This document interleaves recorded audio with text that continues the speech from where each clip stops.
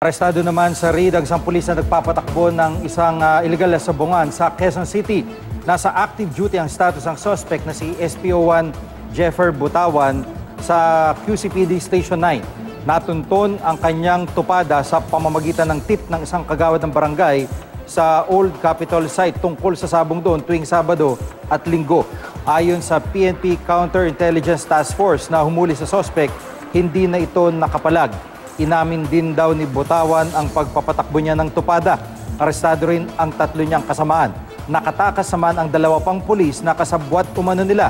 Isinailalim na si Butawan sa inquest proceedings at sinampahan ng reklamong paglabag sa Presidential Decree 1602 na kaugnay po ng illegal gambling. Sibak naman sa pwesto ang immediate supervisor ni Butawan na si Police Inspector Felipe Tumibay habang isinasagawa ang investigasyon. Sinisika pa naming kunin ang panig ng suspect.